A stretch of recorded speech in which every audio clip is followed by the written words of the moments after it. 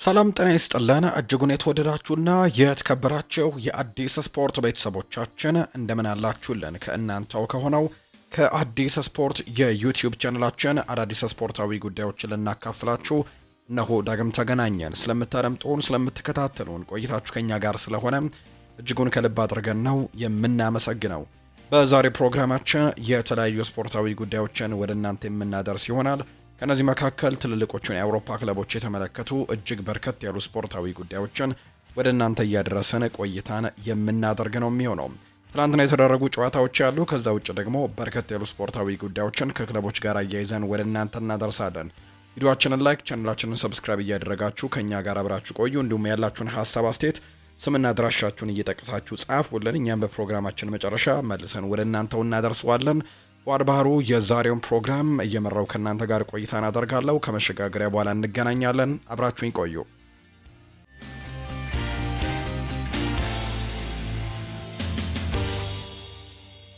ትላንትና የተደረገ አንድ ጨዋታን በማስቀደም እንጀምር። ናፖሊ ለፍጻሜ ደርሷል። በጣሊያን ሱፐር ካፕ ውድድር ናፖሊ ከኤሲ ሚላን ጋር ያደረገውን የግማሽ ፍጻሜ ጨዋታ 2-0 በሆነ ውጤት በማሸነፍ ነው ወደ ፍጻሜ ማለፉን ያረጋገጠው።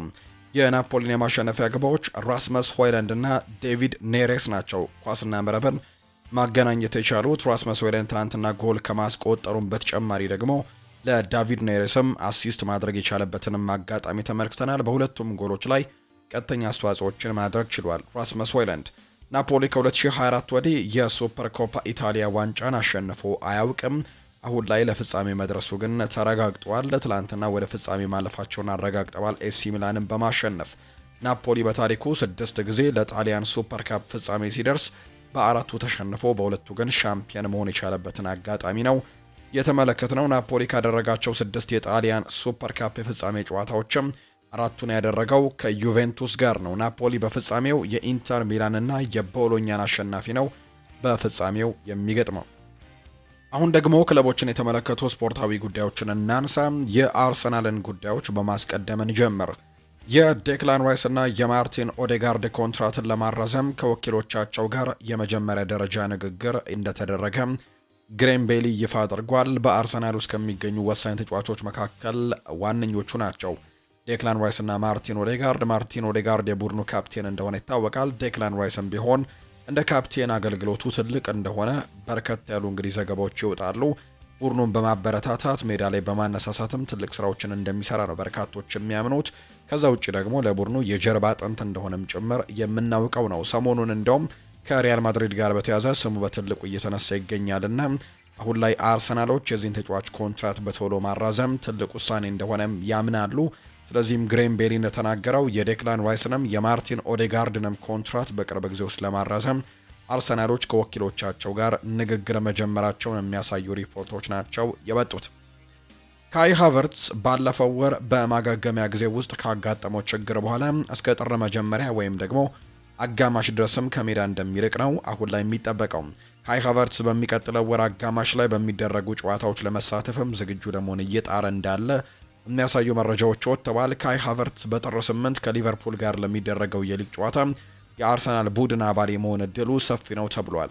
ነገር ግን ከ3 ቀናት በኋላ ከፖርትስ መውዝ ጋር በሚደረገው የኤፍኤ ካፕ ዋንጫ 3ኛ ዙር ጨዋታ ላይ መሳተፉ ግን የበለጠ እርግጥ ሊሆን የሚችል ይመስላል ተብሎ ነው የሚታመነው። ስለዚህ በእነዚህ ጨዋታዎች ላይ ነው የመመለስ እድል እንዳለው የሚያሳዩ ሪፖርቶች የወጡትና ካይ ሃቨርትስ በጥር ወር አጋማሽ ላይ ይመለሳል ተብሎ እንደሚታሰብ መረጃዎቹ ይፋ ተደርገዋል። ዴይሊ ሜል ስፖርት እንደገለጸው ከሆነ የ26 ዓመቱ ተጫዋች በህዳር ወር ወደ ጨዋታ ቡድኑ በመመለስም አንድ ሳምንት ቀርቶት ነበር። ነገር ግን ያልታሰበ ጉዳት ገጥሞታል። ካይ ሃቨርትስ ጀርመናዊው ተጫዋች አሁን በሚቀጥለው ወር አጋማሽ ላይ ለጨዋታ ዝግጁ ለመሆንም እያሰበ ነው። ከተቸገረበት ጊዜ ጀምሮ አሁንም ድረስ ወደ ልምምድ አልተመለሰም። በተለይ አምና የመጨረሻዎቹ ሳምንታት ላይም በጉዳት ምክንያት ቡድኑን ማገልገል አልቻለም። በዚህ ውድድር ዓመትም በመጀመሪያዎቹ ሳምንታት ላይ ቡድኑን ማገልገል እንዳልቻለ የምናስታውሰው ነው። እንደውም ሊመለስ አንድ ሳምንት ብቻ ቀርቶት በቀጣዮቹ ጨዋታዎች ላይ ይመለሳል ተብሎ ሲታሰብ ነው በማገገም ሂደቱ ላይ ጉዳት ገጥሞት አሁን ላይ በድጋሚ ጉዳት ላይ የሚገኘውና በቅርቡ ግን ይመለሳል ተብሎ እንደሚታሰብ መረጃዎች እየወጡ ይገኛሉ። በጥር ወር አጋማሽም ለአርሰናል ግልጋሎቱን መስጠት እንደሚችል ነው መረጃው የተናገረው። በአርሰናል ያልጨረስኩት ስራ አለኝ፣ መልቀቅ አልፈልግም ብሏል። ጋብሪኤል ሄሱስ ነው ይህንን ሀሳብ የሰጠው። በዚህ አሰልጣኝና በዚህ የቡድን ስብስብ ትልቅ ነገር ማድረግ እንደምንችል እምነቴ ነው። በብቃት የምተማመናለው፣ የፈጣሪን እቅድን ማምናለው። የመጫወች እድልን ካገኘሁኝም አርሰናል የሊግ ዋንጫን እንዲያነሳ መርዳት እችላለሁ ሲል ጋብሪኤል ሄሱስ ይናገራል። ኤሲኤል ከተጎዳው በኋላም በተከታታይ 300 መጥፎ ቀናቶችን ያሳለፍኩት ዶክተሩ ለ12 ወራት ከሜዳ እንደምወጣ ሲነግረኝ በአእምሮዬ አዘንኩኝ። ፈጣሪ ይመስገን በዚህ ጊዜ ያዳነኝ ቤተሰቤም ጭምር ነበር። እነሱ ባይኖሩ ኖሮ አእምሮዬን አጣው ነበር ብዬ አስባለሁ ነው ሲል የተናገረው ጋብሪኤል ሄሱስ። የአርሰናል ጨዋታዎችን በቴሌቪዥን እመለከት ነበር። እናም ለእኔ በዓለም ላይ በጣም መጥፎ ስሜት ነው። እንደ ደጋፊ ሙሉ በሙሉ አቅመ ቢስ ነበርኩኝ። እድሎችን በሳትን ቁጥር ትራሶችን ወረውራለሁ። ማድረግ የምትፈልገውን መርዳት ብቻ ነው። አለበቻሌ ግን በጣም አሳዝኖኛል፣ ያናድደኛልም ሲል ጭምር ነው ጋብሪኤል ሄሱስ የሚናገረው። በአርሰናል ውስጥ ያልጨረስኩት ጉዳይ እንዳለኝ ይሰማኛል፣ ስለዚህም መልቀቅ በጭራሽ አልፈልግም ብሏል ጋብሪኤል ሄሱስ። አሁንም ለቁጥር አልመጣውም አይደል፣ ታሪክ ለመስራት እዚህ ነኝ። የትኛውንም ግዙፍ ሰው መንቀሳቀስ እንችላለን። በዚህ አሰልጣኝና በዚህ ቡድኑን ደግሞ አማካኝነት ልናደርጋቸው እንችላለን። በእርግጠኝነትም በእግር ኳስ ያምናለው ሲልም ጭምር ይናገራል። በፈጣሪ እቅድ አምናለው። እድሉን ካገኘውኝ ቡድኑን በሊጉ ለመርዳትም የምችለውን ሁሉ አደርጋለሁ ብለዋል ጋብሪኤል ሄሱስ። እኔ በጣም የሚለየኝ ቡድኑ ዋንጫ እንዲያገኝ ለማገዝ ያለኝን ሁሉ ለመስጠት ያለኝ ፍላጎት ነው። ይህንን የትኛውንም ትልቅ ሰውም መንቀሳቀስ እንደምችልም አምናለው። እኔ እዚህ የደረስኩትም ጀምሮ ከሚኬል አርቴታ ጋር በጣም በትልቁ ሰርቻለሁ። እኔ ከኔ የሚጠበቀውን በትክክል የማውቅ ሰው ነውኝና ሜዳ ላይም ያንን ለማድረግም እጥራለሁ ሲል ጭምር ተናግሯል ጋብሪኤል ሄሱስ። ሰዎች ይጠይቁኛል፣ ለምን ዝም ብለህ አትለቅም? ለምን ወደ ሳዑዲ አረቢያ አትሄድም? ወይም ደግሞ ወደ ብራዚል ተመለስ ይሉኛል። አንድ ቀን ወደ ብራዚል እንደምመለስ ተስፋ አድርጋለሁ። እናም ወደ ፓልሜራስ እመለሳለሁ። ነገር ግን አሁንም አይደለም። በአርሰናል ያላለቀ ስራ እንዳለኝ ነው የሚሰማኝ። መልቀቅ አልፈልግም። ከሚኬል አርቴታ ጋርም ለመስራት ወደዚህ ስመጣ ግቦችን ማስቆጠር ብቻ ሳይሆን ዋንጫ ማንሳትም እቅዳችን ነበር ሲል ይናገራል ጋብሪኤል ሄሱስ። መጀመሪያ ወደ ፕሪሚየር ሊግ ስመጣ የብዙ ሰዎች ጥያቄ ይህ ልጅ ማን ነው የሚል ነበር። እናም እንደ ግለሰብ እንደ ጎል አስቆጣሪም ብቻ ነው ያዩኝ። እኔ ግን ራሴን እንደዛ ብቻ አልቆጥረውም። በማንቸስተር ሲቲ ብዙ ሚናዎችን ተወጥቻለሁ። አንዳንዴ የመሃል አጥቂ ቦታን ከሰርጂዮ ኩን አጉዌሮ ጋር ጋራ ነበር። አንዳንዴ ደግሞ በክንፍ እጫወታለሁ። አንዳንዴም አካላዊነቴን ተጠቅሜ መስመሮች እየወጣው እጫወታለሁ። ለዚህም ይመስለኛል አርቴታ ከዓመታት በፊት ወደዚያ መጣኝ። ቡድኑን ለመርዳት ሁልጊዜም 9 ቁጥር ብቻ መሆን አያስፈልግም፣ ሁሉም ቦታዎች ላይ መጫወት እንደምችል ማሳየት እፈልጋለሁ ሲልም ነው ጋብሪኤል ሄሱስ ሐሳቡን እየሰጠ የሚገኘው። ማንቸስተር ዩናይትድን የተመለከቱ መረጃዎችን እናንሳ። ሮይ ኪን ይናገራል። ኮቢ ማይኖ ገና ልጅ ነው፣ ተጠባባቂ መሆኑ ችግር አይሆንም ሲል ሮይ ኪን ይናገራል። የቀድሞ የማንቸስተር ዩናይትድ ታሪካዊ ተጫዋች ሮይ ኪን ኮቢ ማይኖ አሰልጣኙ መሳሳቱን እንዲያሳምነው መክሯል። ኮቢ ማይኖ ገና 20 ዓመቱ ነው። ተጠባባቂ ወንበር ላይ ቢቀመጥ ቢታገስና ጨዋታዎችም ቢማረም ችግሩ ምንድነው ሲል ሮይ ኪን ይናገራል። እሱ እድሉን ባያገኝ እንኳን መታገሱ መጥፎነቱ ምንድነው ሲል የጠየቀው ሮይ ኪን ሁላችንም በዚህ መንገድ ነው ያለፍነው ሲልም ጭምር ይናገራል። በአንዳንድ ጊዜ አሰልጣኝ በአንተ ላይ አይተማመንም፣ እንደ ተሳሳተ ማረጋገጥ የሚኖርብህ ግን አንተ ራስህ ነህ። እያንዳንዱን ቀንም ለዛ ነገርም መጠቀም ይኖርበታል ሲልም ነው ስለ ኮቢ ማይኖ ሐሳቡን የሰጠው። የኮቢ ማይኖ ወንድም በለበሰው ቲሸርት ላይም ሲናገር ነጻነት ለሜኑ የሚል ጽሑፍን ስለማሳየቱ የጠየቀው ሮይ ኪን ስለ እሱ ባላወራም እመርጥ ነበር ብሏል። አንዳንድ ጊዜ ሞኝ በሆኑ ሰዎች ትከበባለ፣ በተለይም በራስ ቤተሰብ ውስጥ ሲልም ጭምር ነው የተናገረው። ፖል ስኮልስም ስለ ኮቢ ማይኖ አንዳንድ ጉዳዮችን አንስቷል። በሩበን አሞሪም ስር እየጠፋ ነው ሲል ነው ፖል ስኮልስ ደግሞ የሚናገረው። ግርሃም ሶነስ ሲናገር እኔ የሜኑ አድናቂ አይደለሁም፣ ነገር ግን አደም ዋርተንን ብትመለከቱ በምንም አታነጻጽሩትም። አደም ዋርተን ያንን ቦታ በሚገባ ተረድቶታል። ኳስ ከተቀባ እንግዲህ በኋላ ከኳስ ውጭ ደግሞ ምን ማድረግ እንዳለበትም በደንብ የሚያውቅ ሰው ነው። ኮቢ ማይኖ ግን ሙሉ በሙሉ በደመ ነፍስ የሚጫወት ተጫዋች ነው። ምናልባትም ከኳስ ጋር ኳስ ሲይዝ ከአደም ዋርተን የተሻለ ይሆናል። በብልሃት ማራኪ የሆኑ ኳሶችን በማቀበል እንዲሁም በቴክኒክ የተካነ ይመስለኛል። ነገር ግን የመሃል ሜዳ ተጫዋች ነው የሚለውን ቦታ ደግሞ አልተረዳውም። አሁን ላይ ለምሳሌ ፖል ስኮልስ ከኮቢ ማይኖ በተቃራኒ ቢጫወት በቀላሉ ይበልጠዋል። ምክንያቱም ከኳስ ውጪ ኮቢ ማይኖ የቦታ አያያዙ ደካማ ስለሆነ ነው። ከኳስ ውጪ እንዴት በአማካይ ሚና መጫወት እንዳለበት ያልሰለጠነ ነው የሚመስለው። እኔ በዚህ ጉዳይ ላይ ከፖል ስኮልስ ጋር አልስማማም። በአብዛኛው ሀሳቦቹ በስማማም እዚህ ላይ ግን በጭራሽ ሀሳቡን አልቀበለውም ሲል ነው ግራሃም ሱነስ ኮቢ ማይኖን አስመልክቶ ሀሳቡን የሰጠው።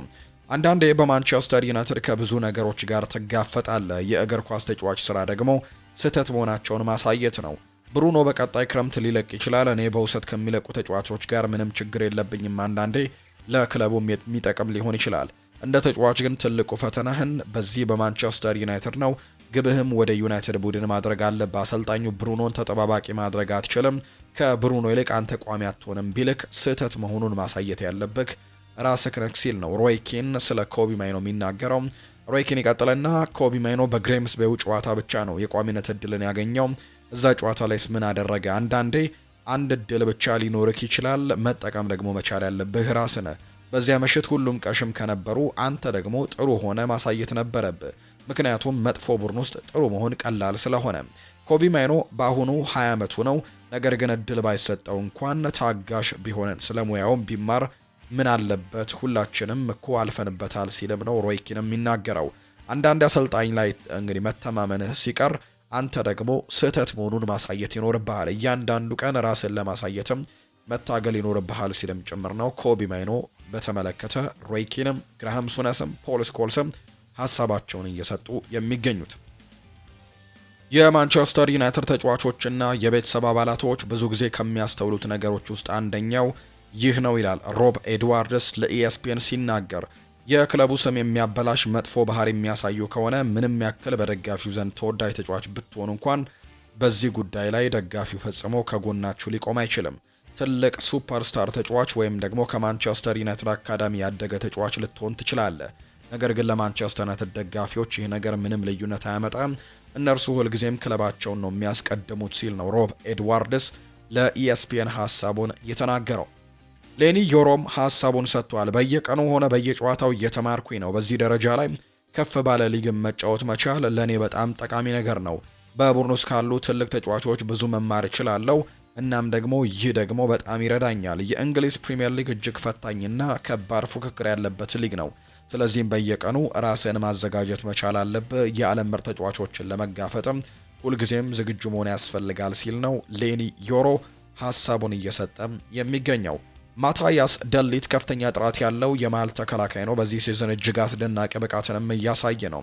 ከእርሱ ጋር አንድ ላይ ሆኜ መጫወትም በጣም እወዳለሁ። ከእርሱ ጋር አንድ ላይ ተጣምሮ መጫወትም ከፍተኛ የሆነ እምነት እንዲሰማህና የራስ የመተማመን ስሜት እንዲኖርህም ያደርጋል።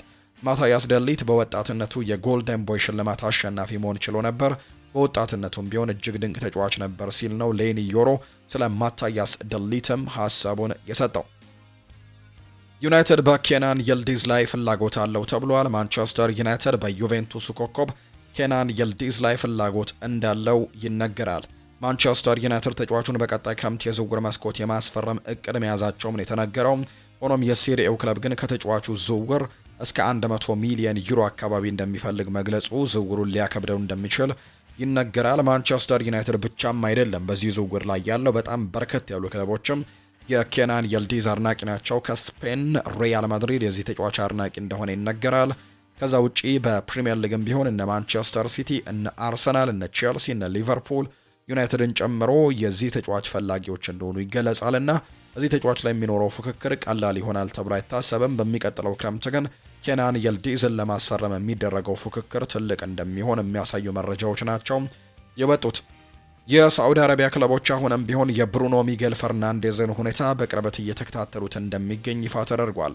ባሳለፍነው ክረምት ተጫዋቹን የግሉ ለማድረግ ከፍተኛ ጥረት አሳይቶ የነበረው አልሂላልም አሁንም በብሩኖ ላይ ፍላጎት እንዳለው ነው የተነገረው።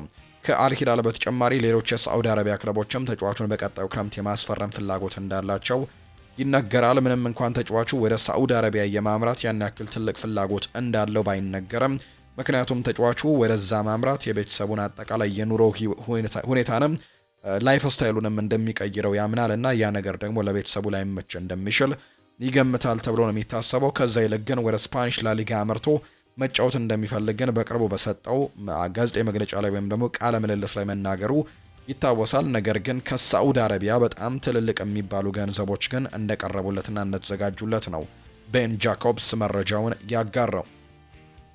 ማንቸስተር ዩናይትድ ከቦርነመዝ የፊት መስመር ተጫዋች አንቷን ሴሜኒዮ የማስፈረም ፍላጎት እንዳለው ከዚህ ቀደምም በተደጋጋሚ ሲገለጽ እንደነበር እናስታውሳለን። ሆኖም ግን ማንቸስተር ዩናይትድ ሴሜኒዮን ለማስፈረም ከሌሎች የተጫዋቹ ፈላጊ ክለቦች አንጻር ፉክክሩን እየመራ እንደማይገኝ ነው የተገለጸው። ነገር ግን ማንቸስተር ዩናይትድ በክረምቱ የዝውውር መስኮት ሴሜኒዮን ለማስፈረም ጥረት ማድረጋቸው አይቀሬ እንደሆነ የተነገረው። ማንቸስተር ሲቲ፣ ሊቨርፑል እንዲሁም አርሰናል ሌሎችም የተጫዋቹ ፈላጊ ክለቦች እንደሆኑ ጭምር እየተገለጸ ነው የሚገኘውና እንግዲህ ይህንን ተጫዋች ለማስፈረም በጣም ትልቅ ፉክክር ይኖራል ተብሎ እንደሚታሰብ መረጃዎች ይወጣሉ። በሴሜኒዮ ዝውውር ላይ በጣም ትልቅ ፉክክር ይኖራል ተብሎ ይታሰባል። ዩናይትድም፣ ሲቲም፣ ሌሎችም እነ ሊቨርፑልም እነ አርሰናልም እዚህ ተጫዋች ላይ ግን ትልቅ ፍላጎት አላቸውና በሚቀጥለው ክረምት በጣም ከሚጠበቁ የዝውውር ጉዳዮች መካከል አንደኛው ይሆናል ተብሎ ነው የሚታመነው።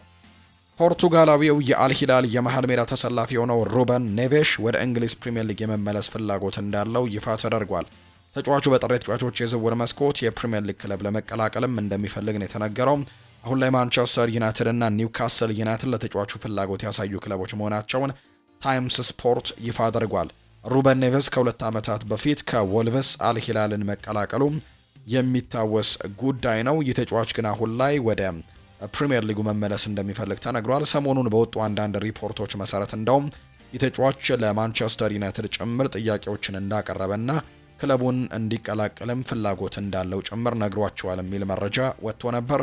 ነገር ግን ዩናይትድ እና ኒውካስል ዩናይትድ ሩበን ኔቬስን ለማስፈረም አሁን ላይ ጥሩ ደረጃ ላይ ያሉ ቡድኖች እንደሆኑ ነው የተገለጸው።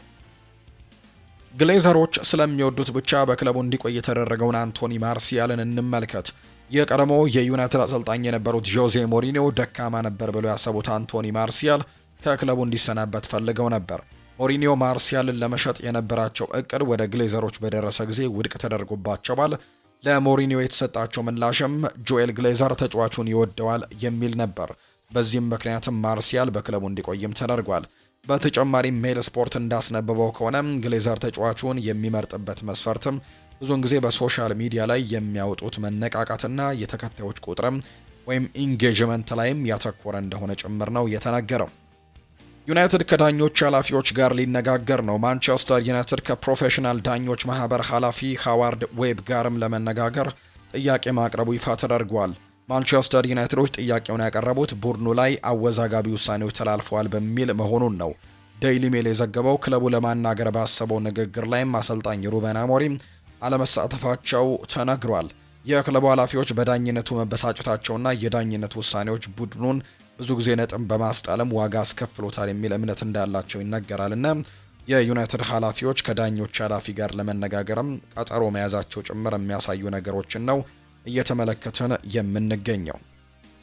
የቼልሲን ጉዳዮች ደግሞ ወደ እናንተ እናድርስ ውድ ቤተሰቦቻችን። ማንቸስተር ሲቲ ኤንዞ ማሬስካን ሊሾም ይችላል የሚሉ መረጃዎች በተለይ ትላንትና ምሽት በነበሩ መረጃዎች ላይ ይፋ ተደርጓል እና ይሄ በርካታ እንግዲህ የሲቲ ደጋፊዎችን እንዲሁ የቼልሲ ደጋፊዎችን ጭምር ጥያቄዎችን ሲያስነሳ ነበር። እኛ እንኳን በግላችን በተለያዩ አማራጮች እንግዲህ ቤተሰቦቻችን መልእክቶችን ሲያጋሩን ነበር። እንግዲህ ትክክለኛ መረጃ ነው የሚል ጥያቄዎችም ሲያደርሱን ነበር። እንግዲህ ማንቸስተር ሲቲዎች ምናልባት በሚቀጥሉት ጊዜያቶች ፔፕ ጓርዲዮላን እንግዲህ ሊያነሱ የሚችሉበት በእርግጥ ሊያነሱ ሳይሆን ፔፕ ጓርዲዮላን እረፍት መውሰድ የሚፈልግበት ወይም ደግሞ ወደ ብሔራዊ ቡድን አሰልጣኝነትም ሊያመራ የሚችልበት እድል በጣም ሰፊ እንደሆነ ሲነገር ነበር። ባለፉት ጥቂት ዓመታትም ፔፕ ጓርዲዮላ እንግዲህ ከማንቸስተር ሲቲ ጋር ሊለያዩ እንደሚችሉ የሚገመቱ አይነት መረጃዎች ናቸው። በርከት ያሉ ጊዜያቶችን ከማንቸስተር ሲቲ ጋር መቆየቱን ተከትሎ እንዲሁ በማንቸስተር ሲቲ ደግሞ ያላሳካቸው ዋንጫዎች የሉም። ሁሉንም በሚባል ደረጃ የሚፈልጉትን የአውሮፓ ቻምፒየንስ ሊግን ጨምሮ ማሳካት ችሏልና በርካቶች የሚጠብቁት ነው እንግዲህ ከማንቸስተር ሲቲ ጋር በቅርቡ ሊለያይ እንደሚችል በርካቶች ያምናሉና ምናልባት ማንቸስተር ሲቲዎች እንግዲህ ፔፕ ጓርዲዮላ በቅርቡ የሚለያይ ከሆነ በትልቁ በአሰልጣኝ ዝርዝር ውስጥ ካካተቷቸው ስሞች መካከል አንደኛው ኤንዞ ማሬስካ እንደሆነ የሚያሳዩ መረጃዎች ናቸው እየወጡ የሚገኙት። እንደ ምክንያት ከተነሳ እንግዲህ ከአሰልጣኝ ፔፕ ጓርዲዮላ ጋርም በምክትል አሰልጣኝነት መስራቱ ይታወሳልና የማንቸስተር ሲቲን ባህልም ጠንቅቆ እንደሚያውቅ ነው በርካቶች የሚያምኑትና ማንቸስተር ሲቲ ኤንዞ ማሬስካ ሊሾም የሚችልበት እድሉ እንዳለ ተነግሯል። የያዝነው የውድድር ዓመት እንግዲህ አሰልጣኝ ፔፕ ጓርዲዮላ በማንቸስተር ሲቲ የሚኖራቸው የመጨረሻ ቆይታ ሊሆን የሚችልበት እድል ይኖራል ተብሎ ይታሰባል። የአሰልጣኙ ቆይታ የመጨረሻ ውሳኔ በውድድር ዘመኑ መጨረሻ ላይ እንደሚወሰን የተነገረው አሰልጣኝ ፔፕ ጓርዲዮላ ከማንቸስተር ሲቲ ጋር ከተለያዩ ክለቡን ይረከባሉ ተብለው ከሚጠበቁት አሰልጣኞች መካከል ኤንዞ ማሬስካ ቀዳሚ መሆናቸው ይፋ ተደርጓል። ማንቸስተር ሲቲ ፔፕ ጓርዲዮላን ከለቀቁ በሚል የመጀመሪያ የአሰልጣኝ ዝርዝራቸው ውስጥ ኤንዞ ማሬስካን መያዛቸው የሚያሳዩ መረጃዎች ናቸው እየወጡ የሚገኙት። አሰልጣኝ ፔፕ ጓርዲዮላ በማንቸስተር ሲቲ ያላቸው ውልም የሚጠናቀቀው በ2027 ቢሆንም በአመቱ መጨረሻ ግን በይፋ ክለቡን ለቀው ሊወጡ የሚችሉበት እድል ይኖራል ተብሎ ይታሰባል። በተለይ ደግሞ ማንቸስተር ሲቲ ይህንን የውድድር አመት ዋንጫውን ማሳካት የሚችል ከሆነ የሚለያዩበት የመጨረሻው አመት ሊሆን የሚችልበት እድል በጣም ሰፊ እንደሆነ የሚያሳዩ ነገሮች ናቸው በትልቁ እየወጡ የሚገኙትና ማንቸስተር ሲቲ በቀጣይ ምናልባት ኤንዞ ማሬስካን ሊመለከት የሚችልበት እድል አለ የሚል መረጃ ነው። ትላንትና ዘ አትሌቲክም፣ ቶክ ስፖርትም፣ ቤን ጃኮብስም የተለያዩ መረጃዎቻቸውን ሲያወጡ የነበረው። ቸልሲ በጉዳዩ ላይ አስተያየት ለመስጠት ግን ፍቃደኛ አይደለም። ማሬስካ እስከ 2030 ድረስም ውል ያለው ሲሆን ከማንኛውም ከክለብ ጋር የሚመጣ ለየትኛውም ደግሞ አቀራረብም በቸልሲ በኩል መሆን ያለበትንና ክለቡ ከፍተኛ የካሳ ክፍያም ይጠይቃል ተብሎ ነው የሚታሰበው። ቸልሲ ማሬስካን በክለቡ ማቆየት ይፈልጋል። እናም ስለ ወደፊቱ ቀደም ብሎም በተያዘለት ግምገማ መሰረትም በዚህ ክረምት ይደረጋል ተብሎ ነው የሚታሰበው። ነገር ግን በቅርቡ ደግሞ እንግዲህ ቸልሲ አመራሮች ጋር ሰጣ ገባዎች ውስጥ ገብተዋል ወይም ደግሞ ጥሩ የሚባል ግንኙነት የላቸውም የሚሉ አይነት ሀሳቦች እንዲነሱ ያደረገ ተከታታይ አስተያየቶችን ሲሰጡ ነበር። አሰልጣኝ ኤንዞ ማሬስካ በክለቡ አመራሮች ድጋፍ እየተደረገላቸው እንዳልሆነ ባለፉት 48 ሰዓታት ምንም አይነት የድጋፍ ነገር እንዳልሰሙ ጭምር የሚያሳዩ ንግግሮችን ከዚህ በፊት ሲናገር ሰምተነዋልና ከቸልሲ አመራሮች ጋር ያላቸው ግንኙነት በጣም የሻከረ እንደሆነ በርካቶች ያነሳሉ። ከዛ ውጪ ትልልቅ የሚባሉት ተንታኞች ልክ እንደ ጄሚ ካራገር ሁሉ በሚቀጥለው አመት የቸልሲ አሰልጣኝ ሆኖ አንመለከተውም ሲልም ጭምር የሰማነባቸው አጋጣሚዎች አሉ። በእንደዚህ ምክንያቶች ኤንዞ ማሬስካና ቸልሲ ምናልባት እንግዲህ ጉዟቸው አንድ ላይ ላይሆን የሚችልበት እድል እንዳለ የሚያሳዩ ነገሮችን ሰምተናል። ምናልባትም ደግሞ ወደ ሲቲ ሊያመሩ የሚችሉበት እድሉ እንዳለ ነው የተገለጸው። በቀጣይ ሁሉንም ነገር እንመለከታለን ተብሎ ነው የሚታሰበው። ጂያን ፍራንኮ ዞላ ስለ ቸልሲ ይናገራል። አሁን ላይ እንግዲህ ስመለከታቸው በጣም ጠንካራ ሆነው ይታያሉ። ያለ ጥርጥር በደንብ የሰለጠነና የተደራጀ ቡድን ነው። በመጫወቻ ሜዳው በተለያዩ ቦታዎች ላይ ተሰጥኦ ያላቸው ተጫዋቾችም አሏቸው። እናም በዚህ በተጨማሪ ለቸልሲ ትልቅ ጥንካሬ የሆነውን ሌላ ነገር ደግሞ ብዙ ጉልበት ያላቸው ተጫዋቾች በዚህ ቡድን ውስጥ አሉና በጣም ጥሩ ነገሮችን ማድረግ የሚችል ቡድን ይመስለኛል ሲል ቸልሲን በተመለከተ የቀድሞ ተጫዋች ጂያን ፍራንኮ ዞላ ሀሳቡን የሰጠው። ቸልሲ፣ አርሰናል እና ማንቸስተር ዩናይትድ የዩቬንቱሱን የክንፍ መስመር ተጫዋች የሆነው የኬናን ይልዲዝ ተወካዮች ጋርም ሊኖር ስለሚችል የዝውውር ግንኙነት ንግግሮችን አድርገዋል። እሱ በአሁኑ ጊዜ ከጣሊያኑ ክለብ ጋር የውል ንግግር እያደረገ ሲሆን አማራጮቹንም እየገመገመ እንዳለ ነው ከቼን ኦፍሳይድ መረጃውን እያጋራ የሚገኘው። ስለዚህም ቸልሲ፣ አርሰናል እና ዩናይትድ የዩቬንቱሱን ኬናን ይልዲዝን ለማነጋገርም ፍላጎቱ እንዳላቸው ጭምር ነው መረጃዎቹ ይፋ የተደረጉት። የሊቨርፑልን ጉዳዮች ደግሞ ወደ እናንተ እናድርስ ውድ ቤተሰቦቻችን። ሊቨርፑል አሁንም ስቴፈን ባጄቲችን በ2022-23 የውድድር ዘመን ለመጀመሪያ ጊዜ ወደ ዋና ቡድን ሲገባ ያስመዘገበውን ደረጃም ሊደርስ እንደሚችል ያምናል ተብሏል። ስለዚህም ሊቨርፑሎች በዚህ ተጫዋች ላይ አሁንም ትልቅ እምነት እንዳላቸው ነው ሉዊስ ስቲል መረጃውን ያጋራው። ሌላኛው ከሊቨርፑል ጋር በተያያዘ ሉዊስ ስቲል ያጋራው መረጃ ሊቨርፑል የወሳኝ ተጫዋቾችን ኮንትራት ስለማራዘም ንግግሮችን ለማድረግም ዝግጁ እንደሆኑ የሚያሳዩ መረጃዎችን ነው ያወጣው። ከነዚህ መካከል አንደኛው አሌክሲ ማካሊስተር ነው። ማካሊስተር በሪያል ማድሪድ ጭምር በሌሎችም የአውሮፓ ታላላቅ ክለቦች የሚፈለግ አይነት ተጫዋች እንደሆነ ባለፉት የዝውውር መስኮቶች ላይ ስሙን ስንሰማ እንደነበረ እናስታውሳለን እና በቀጣይ ግን ሊቨርፑሎች የዚህን ተጫዋች ኮንትራት ለማራዘም ግን ንግግር መጀመራቸው ነው ሉዊስ ስቲል የተናገረው።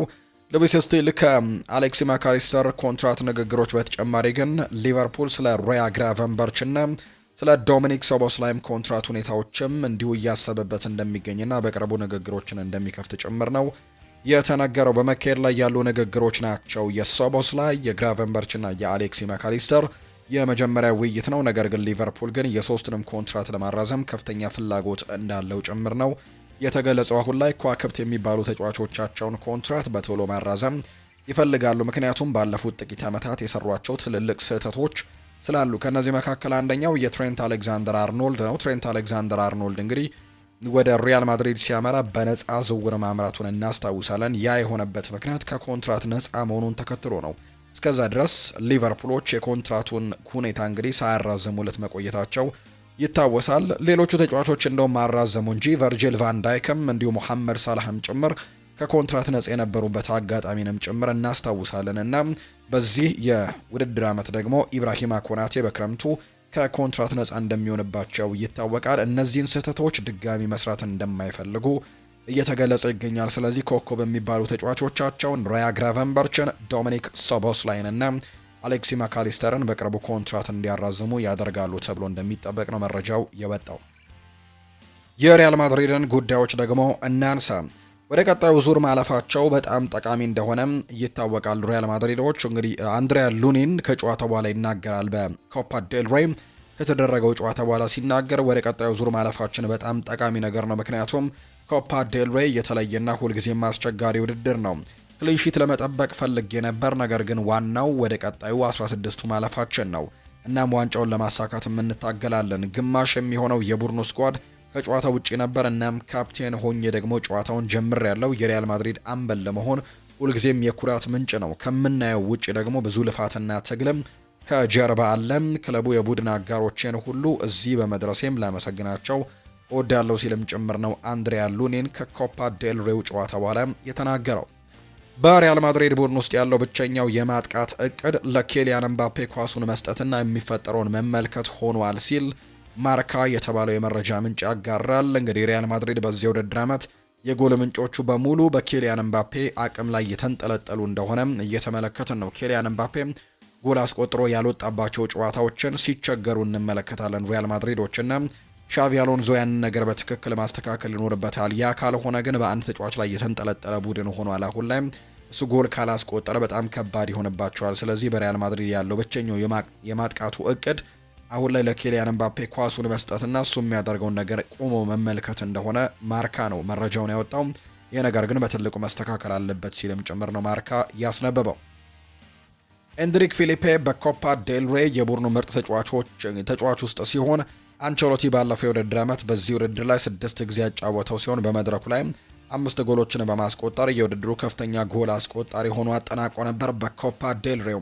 ሆኖም ግን ታላቬራ ላይ ጎል አላስቆጠረም። ነገር ግን ለኤምባፔ 2 ጥሩ የሚባሉ የጎል እድሎችን ፈጥሮለት እንደነበር ተመልክተናል። ነገር ግን አሁንም በውሰት ቡድኑን መልቀቁ አይቀሬ ነው የሚመስለው። ምክንያቱም ሻቪ የመልበሻ ክፍሉን ለመቆጣጠር ባደረገው ደካማ ጥረትም ከኤምባፔ በስተቀር አሁንም ግብ አስቆጣሪ ተጫዋች አለመኖሩ ተጫዋቹን በክለቡ ያለውን ቆይታ ላይ ትልቅ ጥያቄ እንዲያስነሳ አድርጎታልና ራሱን ለማጎልበት በቀጣይ ደግሞ የጨዋታ እድሎችንም ለማግኘት ከተቻለ ደግሞ በዓለም ዋንጫ ላይ የብራዚል ብሔራዊ ቡድን ስብስብ ውስጥ ለመካተትም በውሰት ማምራቱ ለተጫዋቹ ጠቃሚ እንደሚሆንለት ይነገራል። በቀጣይ ደግሞ በኦሎምፒክ ሊዮን ቤት በቅርቡ ልንመለከተው የምንችልበት እድል ሰፊ እንደሆነ ነው ማርካ የተባለው የመረጃ ምንጭ ያጋራው። ዳቪድ አንቸሎቲ የካርሎ አንቸሎቲ ልጅ ማለት ነው የቦታፎግ ዋና አሰልጣኝ ሚናን በይፋ ተሰናብቷል።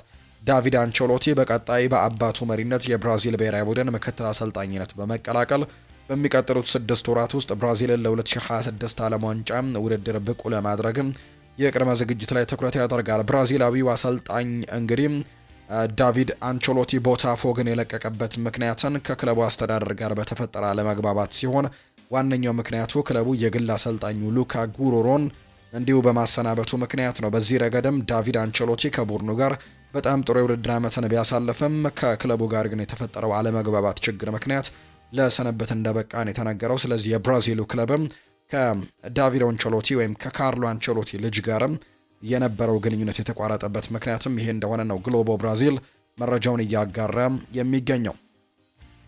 የኤንድሪክ የውሰት ውል ለሊዮን የሚጫወተው የጨዋታ ብዛት ጋር የተያዘ ግልጽ አንቀጽን ያካተተ ሲሆን የፈረንሳዩ ክለብ ተጫዋቹን በውሰት ከተረከበ በኋላ በቡድን ውስጥ ቢያንስ ለ25 ጨዋታዎች ተጫዋቹን ሜዳ ላይም ተሳታፊ እንዲሆንም ማድረግም በውሉ ላይ ያስገድዳል ተብሎ ነው የሚታሰበው። ስለዚህም ሊዮኖች ይህን ነገር ተስማምተውበታል። ተጫዋቹን ቢያንስ 25 ጨዋታዎች ላይ ሜዳ ላይም ማስመልከት ይኖርባቸዋል የሚል አንቀጽ እንደተካተተበትን የተገለጸው። ይህም ደግሞ ለተጫዋቹ የመጫወት እድሎችን በትልቁ ይፈጥርለታል ተብሎ ይታሰባል። ስለዚህ ኤንድሪክ ወደ ሊዮን ማምራቱ ጠቃሚ ይሆንለታል ተብሎ ነው የሚታሰበው።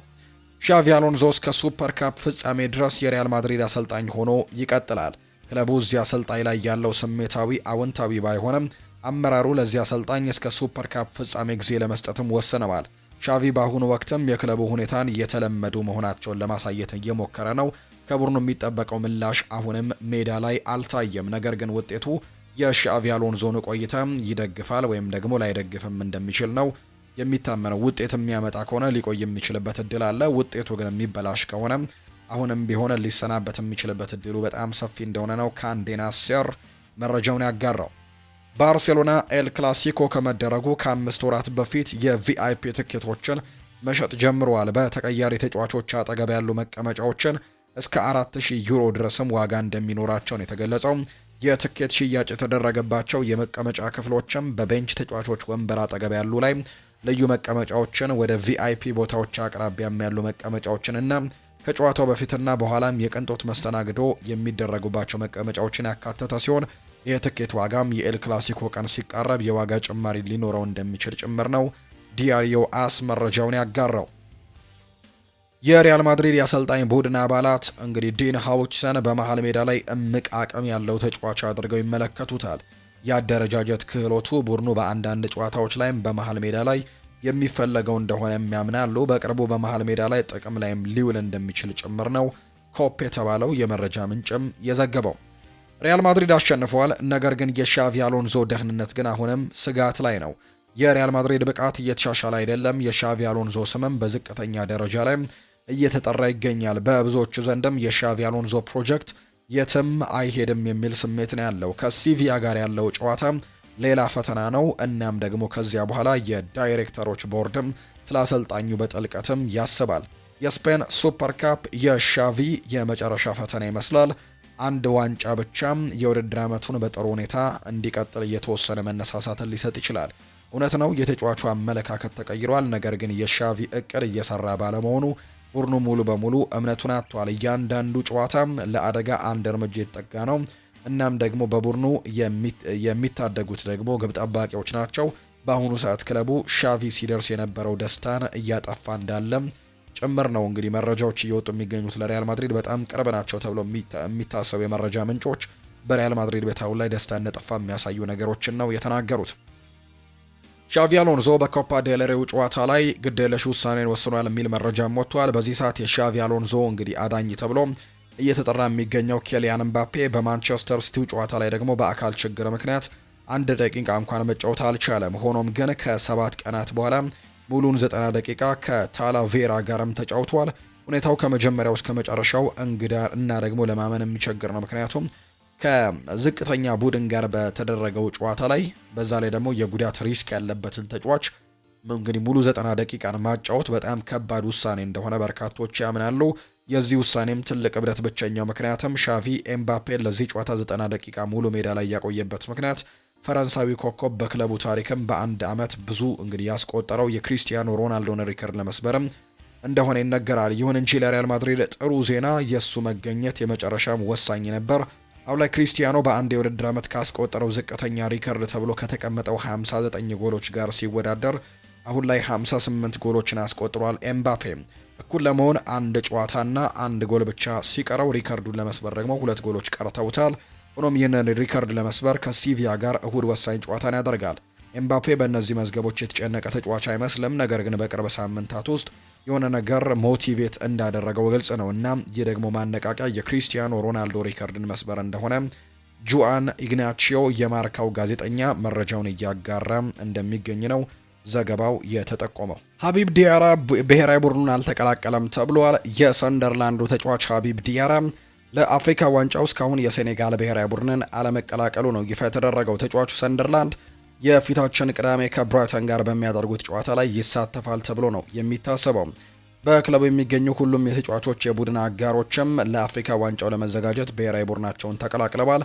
ሰንደርላንድ ግን አሁን ላይ በአፍሪካ ዋንጫው ምክንያት 5 ተጫዋቾቹን እንዳጣ ይታወቃል። የሴኔጋል ብሔራዊ ቡድን የአፍሪካ ዋንጫ የመጀመሪያ ጨዋታውን ቀጣይ ሳምንት ማክሰኞ ነው ከቦትስዋና ብሔራዊ ቡድን ጋር የሚያደርገውና ሀቢብ ዲያራ ግን እስካሁን ድረስ ብሔራዊ ቡድኑን አለመቀላቀሉ በርካቶችን ጥያቄም እንዳስነሳ ጭምር ነው እየተገለጸ የሚገኘው። እንግዲህ በፊታችን ቅዳሜ የሚደረገው ጨዋታ ላይ የሚሳተፍ ከሆነ እንግዲህ ከቦትስዋና ጋር ለሚደረገው ጨዋታ ይኖራል አይኖርም በርካቶች እየጠየቁ የሚገኘው ጥያቄ ነው። ከዚሁ ከአፍሪካ ዋንጫው ጋር በተያያዘ ኑሱር ማዝራዊም የሰጣቸው አንዳንድ ጉዳዮች አሉ። ጥቂት ልምድ ያካበቱ ተጫዋቾች ያሉ ለምሳሌ ያክል እኔ ያለሁኝ፣ አችራፍ ሀኪሚ ያለ፣ ያሲን ቦኑ አለ። በመሃል ሜዳው ላይ ደግሞ ሶፊያን አምራባት፣ ናይፍ አግዋርድ ያለን ከፍተኛ ጫና መቋቋም የሚችሉ ተጫዋቾች ያሉን፣ እጅግ አቅም ያላቸው ወጣት ተጫዋቾችም አሉን። በየትኛውም ሰዓት ደግሞ ሊረዱን እንደሚችሉ ማንም አያውቅም ሲል ይናገራል። በብሔራዊ ቡድን በመሆናችን በጣም ደስተኞች ናቸው። ይህም ደግሞ የሚታይ ነው ሲልም ጭምር ነው ኑሱር ማዝራዊ የተናገረው። ሁሌም በሜዳ ውስጥ እረጋጋለሁ፣ ምክንያቱም ማለቱ በሚፋፋምበት ጊዜም የሚፈጠሩ ነገሮችን በተመለከተ ብዙ ሁኔታዎችንም አይቻለሁ። ብዙ ነገሮችን በማየቴም ጫናዎችን እጅግ ከፍተኛ ሲሆኑ ምን ማድረግ እንዳለብኝም ጠንቅቄ ያውቃለሁ። ማዝራዊ ስለ አፍሪካ ዋንጫና ስለ ዓለም ዋንጫም ሲናገር ሁለቱም በጉጉት ስጠባበቃቸው የነበሩ ውድድሮች ናቸው። በተለይ ደግሞ ሀገራችን የሚካሄደው የአፍሪካ ዋንጫ ሲልም ተናግሯል። ራሳችንን የምናሳይበት ጊዜ ነው። ሰዎችም ከኛ ትልቅ ነገርን ይጠብቃሉ። የዓለም ዋንጫው ግን ሁሌም እጅግ ልዩ ነገር ነው። በተለይ ደግሞ በባለፈው የዓለም ዋንጫ ካሳየነው አፈጻጸም አንጻር አሁንም የምንጠበቅ ነን ሲልም ጭምር ነው የተናገረው ኑሱር ማዝራዊ። አርጀንቲና ከስፔን ጋር የሚያደርጉት የፋይናሊስማ ጨዋታ የሚከናወንበት ቀን ይፋ ተደርጓል። ፊፋ አርጀንቲና ከስፔን የሚያደርጉት የፋይናሊስማ ጨዋታ መጋቢት ወር ላይ እንደሚካሄድ ነው የወሰነው። የኮፓ አሜሪካው አሸናፊ አርጀንቲና ከአውሮፓ ዋንጫ ባለድሏ ስፔን ጋርም የሚያከናውኑት የዋንጫ ጨዋታ በኳታር ዶሃ እንዲከናወን መወሰኑ ነው ፊፋ ይፋ ያደረገው። ፋይናሊስማ የአውሮፓ ዋንጫ አሸናፊ ከኮፓ አሜሪካ አሸናፊ ብሔራዊ ቡድኖች ጋር የሚደረግ የዋንጫ ጨዋታ ነው። እንደ አውሮፓውያኑ አቆጣጠር በ1985 እና በ1993 ከተከናወነ በኋላ ተቋርጦ እንደ አዲስ በ2022 መጀመሩ ይታወሳል። ከዚህ ቀደም 3 ጊዜ ተከናውኖ አርጀንቲና 2 ጊዜ፣ ፈረንሳይ ደግሞ 1 ጊዜ ዋንጫውን አንስተዋል። በዘንድሮ ጨዋታ ሊዮኔል ሜሲ ራሱን ካላገለለ አርአያው አድርጎ ከሚመለከተው ላሚን ያማል ጋርም በተቃራኒ የሚፋለምበት ጨዋታ እንደሆነ ነው በርካቶች ሀሳቦቻቸውን እየሰጡ የሚገኙትና ፊፋ ይሄ ጨዋታ መጋቢት ወር ላይ እንዲደረግም ያወጣው መርሃ ግብር እንደሚያሳይ ነው ዘገባዎቹ እየጠቆሙ የሚገኙትና ይሄ ውድድር እንግዲህ የሚደረግ ይሆናል። በተለይም ደግሞ ክረምት ላይ ወይም መጋቢት አካባቢ ላይ ይሄ ውድድር እንደሚደረግ ነው የተገለጸው። እንዳልኳችሁ በአርጀንቲናና በስፔን ብሔራዊ ቡድን መካከል ነው የሚደረገው። የጥር ተጫዋቾች የዝውውር መስኮት እየተቃረበ በመጣበት በዚህ ወቅት ላይ የአርሰናሉ አሰልጣኝ ሚኬል አርቴታ አስፈላጊ ሆኖ ከተገኘ ክለቡ ዝውውር ለማድረግ ዝግጁ መሆኑን አጥብቀው ገልጸዋል። የቡድኑ ፍላጎት ከጠየቀ አዳዲስ ተጫዋቾችን የማስፈረም እድልም ክፍት መሆኑን ያመላከቱት አርሰናሎች በዚህ የውድድር ዘመን በፕሪሚየር ሊጉና በቻምፒየንስ ሊጉ የበላይነቱን በሚያሳይ ቦታ ላይ ይገኛል። የአርቴታ ቡድን በሁለቱም ውድድሮች ላይ ደረጃውን ለማሳየትም በአውሮፓ ከሚገኙ ምርጥ ቡድኖች አንዱ፣ በእንግሊዝ ደግሞ ምርጡ ቡድን መሆኑን እያረጋገጠ እንደሆነ የሚታይ ጉዳይ ነው። ወጥነት ያለው አፈጻጸም፣ ጠንካራ የመከላከል አቅም እንዲሁም ሁኔታዎችም ሲከብዱም ድልን የመንጠቅ ችሎታንም አሳይተዋል። አርቴታ ባለፈው የክረምት የዝውውር መስኮትም ኖኒ ማንዱዌኬን፣ ቪክተር ዮኬሬሽን፣ ኢብሬቼ ኤዜን እና ሌሎችንም ተጫዋቾች ወደ ክለቡ በማምጣት በቡድኑ ላይ ከፍተኛ ገንዘብንም አፍስሷል። አሁን ደግሞ ቡድኑን ማጠናከር አስፈላጊ ሆኖ ከተገኘ ክለቡ በጥር ወርም ዳግም ወደ ዝውውር ገበያ ሊገባ እንደሚችል ነው ያረጋገጠው። የአርሰናሉ አሰልጣኝ የሰጡት አስተያየትም ፋብሪዚዮ ሮማኖ እንደዘገበው የሚከተለው ነው። ሁልጊዜም ዝግጁ መሆን አለብን፣ ለዝውውር ክፍት መሆንም አለብን። ስለዚህም ደግሞ እናውቃለን፣ ነገር ግን በእርግጠኝነት ንቁ እንሆናለን። እናም በቡድን ውስጥ አደጋም ከየት ሊመጣ እንደሚችል እናውቃለን። እናም የሆነ ነገር ለማድረግም ካለብን ዝግጁ እንሆናለን። በዚህ የውድድር ዘመን የአርሰናል ቁልፍ ተጫዋች በጉዳትና በጨዋታ መደራረብ ምክንያትም ጨዋታዎች አምልጧቸዋል። ይህ ቡድን ደግሞ አንዳንድ ጊዜም እንዲፈተንም አድርጎታል። በእነዚህ ጉዳቶች ምክንያትም አርሰናሎች በቁልፍ ተጫዋቾቻቸው ላይ በደረሰ ጉዳትም ተጎድተዋል። ካይ ሃቨርትስ፣ ጋብሪኤል ሄሱስ፣ ጋብሪኤል ማጋሌሽ፣ ጋብሪኤል ማርቲኔሊ፣ ዊሊያም ሳሊባ፣ ማርቲን ኦዴጋርድ በዚህ የውድድር ዘመን በጉዳት ምክንያት ጨዋታዎች ያመለጧቸው። የአርቴታ ቡድን ግን ፈተናዎቹን መቋቋም ችሏል። በቀደሙት የውድድር ዘመናት ያጣው የነበረውን ጥልቀትም ያለው ቡድን በዚህ ሲዝን ግን አለው። በጥር ወር ተጨማሪ ተጫዋቾችን የማስፈረም እድል እንዳለ ማስጠንቀቂያ ሊወስድ ይገባል። ሆኖም ግን አሁንም ቢሆን ትኩረቱ ባሉት ተጫዋቾች ላይ መሆኑን እናም ደግሞ ማንኛውም አዲስ ተጫዋችም ቡድኑን በእውነት ማሻሻል እንዳለበትም አጽንኦት ተሰጥቶ እንደሚታይ ጭምር ነው የተነገረው። ባርሴሎና የቼልሲውን አጥቂ ፔድሮ ኔቶን ለማስፈረም ፍላጎት አሳይቷል። የፖርቱጋላዊ ኢንተርናሽናል ክለቡን ከተቀላቀለ ወዲህ በቼልሲ እጅግ አስደናቂ ከሚባሉ ተጫዋቾች አንደኛው ነው። እናም ለጋሪ ኦኔልም በቅርቡ እንዳስታወቀው ቼልሲዎች ይወዱታል፣ እንዲሁም ለክለቡ የሚሰጠው አስተዋጽኦ ደግሞ ያደንቃሉ። እርሱም እንዲህ ሲል የተናገረው ቼልሲ አውቀዋለሁ ፔድሮ እንዴት እየሰራ እንደሆነ ትንሽ አነጋግሬያቸው ነበር። እናም እዚህ ያሉ ሰዎች በሙሉ ይወዱታል ስራውንና ለቡድኑ የሚያደርገውን ነገርም ተወዳጅ አድርጎታል ብሏል። በፌጂያስ ዘገባ መሰረት ባርሴሎና ወደ 70 ሚሊዮን ዩሮ የሚጠጋ የዝውውር ጥያቄ እሱን ለማስፈረምም በቂ ሊሆን እንደሚችልም ያምናሉ ነው የተባለው። ፍላጎታቸውን ወደ ይፋዊ ዝውውር ጥያቄ ቀይረውም ስምምነቱን ያጠናቀቁ እንደሆነ ለማየትም አስደሳች ያደርገዋል። ፔድሮ ኔቶ በእንግሊዝ በቼልሲና በወልቭስ ውስጥም ራሱን እንዳረጋገጠ እሱ በላሊጋው ደግሞ የሚያስፈልጉት ቴክኒካላዊ ክህሎቶች እንዳሉትም ምንም ጥርጥር የለውም። ኔቶ ለባርሴሎና በጣም ጠቃሚ ተጫዋች ሊሆን ይችላል። በመጨረሻው የሜዳ ክፍልም ጥራትና በቂ የተሰላፊነት ብዛትም ያስፈልጋቸዋል። እናም የ24 ዓመቱ ተጫዋችም በብዙ ቦታዎች ላይ መጫወትም ይችላል። እሱም ለቡድን አጋሮቹ የግል ዕድሎችን ለመፍጠርና በመጨረሻው የሜዳ ክፍል ላይ ሊገመት የማይችል አጨዋወት ለመጨመርም ይረዳል። ተጫዋቹ አሁን በሙያው ከፍተኛ ደረጃ ላይ የሚገኝ ሲሆን የስፔን ሻምፒዮኖችም እሱን ለማስፈረም ይህ ትክክለኛው ጊዜ ሊሆን ይችላል ብለው ያምናሉ። ቸልሲ ተጫዋቹን እንዲሸጥም ማሳመን ይችል ይሆናል ወይ የሚለው አስደሳች ያደርገዋል። ፖርቱጋላዊው ኢንተርናሽናል ወደ ባርሴሎና ሊዘዋወር ቢችል ደስተኛ ሊሆን ይችላል። ለእርሱ ደግሞ ትልቅ እድል ይሆናልና ባርሴሎና በዓለም ላይ ካሉ ትልልቅ ክለቦችም አንደኛው ሲሆን ለእነርሱ ደግሞ የመጫወት እድልን አለመቀበልም ከባድ ይሆናል። ቸልሲ ለወደፊቱ ጠንካራ ቡድን ለመገንባት እየፈለገ ነው። እናም ቁልፍ ተጫዋችን መሸጥ ደግሞ አይፈልግም። በክንፎቻቸው ላይ የበለጠ ጥራትና የተሰላፊነት ብዛትም ያስፈልጋቸዋል። እናም ፖርቱጋላዊው ኢንተርናሽናል ማጣት ለነሱ ትልቅ ጉዳት ይሆናል። ሰማያዎቹ ቼልሲዎችም መውጣቱን ይፈቅዳሉ ማለት እጅግ የማይመስል ነገር እንደሆነ ጭምር ነው መረጃዎቹ እየወጡ እንዳሉ ዘገባዎቹ የጠቆሙት። የተወደዳችሁና የተከበራችሁ ቤተሰቦቻችን ለዛሬ ያዝንላችሁ አዳዲስ ስፖርታዊ ጉዳዮቻችን እነዚህን ነው የሚመስሉት። ስላደመጣችሁን፣ ስለተከታተላችሁን፣ ቆይታችሁን ከኛ ጋር ስላደረጋችሁም እጅጉን ከልብ አድርገን ነው የምናመሰግነው። ፉአድ ባህሩ ከመላው የስቱዲዮ ባለሙያዎች ጋር በመሆን የዛሬውን የዕለት አርብ የማለዳ የስፖርት የመረጃ ሰዓታችንን ወደ እናንተ ስናደርስ ቆይታን አደረግን። የተለያዩ ስፖርታዊ ጉዳዮችን ወደ እናንተ አድርሰናል። በቀጣይ ፕሮግራሞቻችን ሌሎች አዳዲስ ስፖርታዊ ጉዳዮችን፣ ሌሎች ስፖርታዊ ዘገባዎችን አካተን በድጋሚ በስፋት የምንገናኝበትን ፕሮግራም ወደ እናንተ ይዘን የምንቀርብ ይሆናል። ለዛሬ ግን ስላዳመጣችሁኝ፣ ስለተከታተላችሁኝ፣ ቆይታችሁም ከኛ ጋር ስለነበር ከልብ አድርገን ነው የምናመሰግነው። መልካም ጊዜ እንዲሆንላችሁ ደግሞ በአክብሮት ነው የምመኘው። በምሽቱ ፕሮግራማችን እንገናኛለን። ለአሁኑ ግን በዚሁ እናበቃለን። መልካም ጊዜ እንዲሆንላችሁ በአክብሮት ተመኘውኝ። ሀሳብ አስተያየቶቻችሁን ኮሜንት ቦክስ ላይ አጋሩን። ይህንን ቪዲዮ ላይክ ያላደረጋችሁ ደግሞ ላይክ እንድታደርጉና ቻናላችንንም ሰብስክራይብ እንድታደርጉ የአክብሮት ግብዣን ወደ እናንተ ማድረስ እወዳለሁ። በቀጣይ ፕሮግራሞቻችን እንገናኛለን። መልካም ዕለት አርብ፣ መልካም ደግሞ የስራ ቀን እንዲሆንላችሁም ጭምር ነው በአክብሮት የምመኘው።